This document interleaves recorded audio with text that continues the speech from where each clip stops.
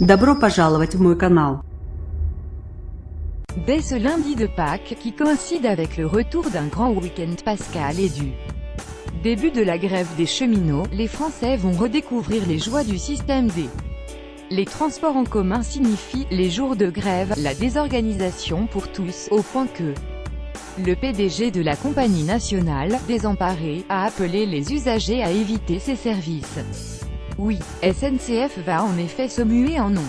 SNCF durant 3 mois, selon un invraisemblable calendrier d'action, distillant comme un empoison 2 jours de grève en alternance avec 3 jours d'activité. Au milieu de cette grille de l'auto SNCF, tâchez de trouver votre salut copyright. Docteur, il ne nous appartient pas de juger ici le fond de cette action syndicale ni même le torpillage économique qui va affecter le pays entier, en premier lieu, le secteur du tourisme. Néanmoins, c'est l'occasion pour les Français de se poser les vraies questions et de redécouvrir les moyens de substitution au train. Le transport aérien en premier lieu, s'il ne profite pas des grèves pour augmenter les tarifs des billets en général très compétitifs avec ceux de la SNCF. Mais plus sûrement, en guise de système D, ce que l'on nommera le « système », les autocars Macron pour les moins fortunés, mais surtout l'automobile, celle-ci avec un grand « A ». Pas de contrainte horaire si vous aviez rangé votre permis de conduire dans le tiroir de la commode, bercé par la douce mélopée d'Anne Hidalgo à Paris, et d'une façon générale le catastrophisme des anti-voitures qui dresse à longueur de discours la liste des freins à son utilisation, il est temps de l'en ressortir.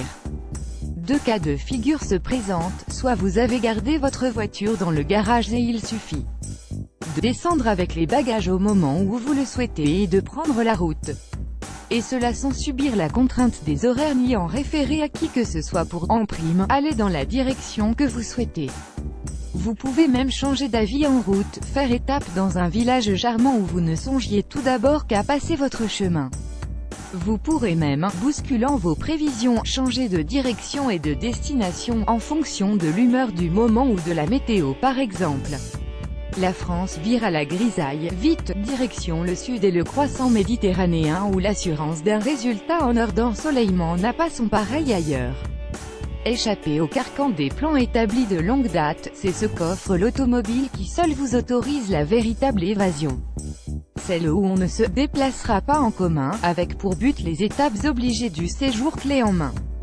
Location et covoiturage. Il y a l'autre cas de figure, celui où, sur les imprécations du 17. Autophobe ambiant, vous avez tiré un trait sur l'automobile et revendu votre trop chère voiture. Erreur fatale, il va vous falloir faire amende honorable, en trouver une et, pour cela, à coup sûr, vous adresser à un loueur.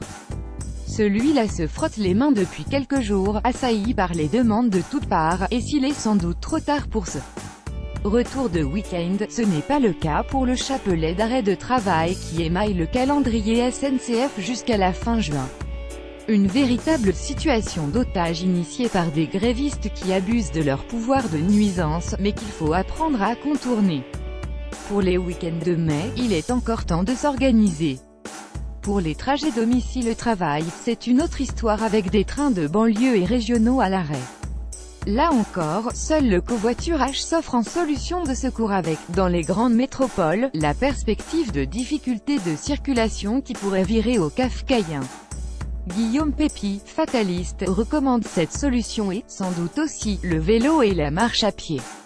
Aussi irréaliste que soit le conseil, il reflète le désarroi de la SNCF, sans commune mesure avec celui des usagers, usés par ces actions syndicales au dénominateur commun, celui du plus grand chambardement.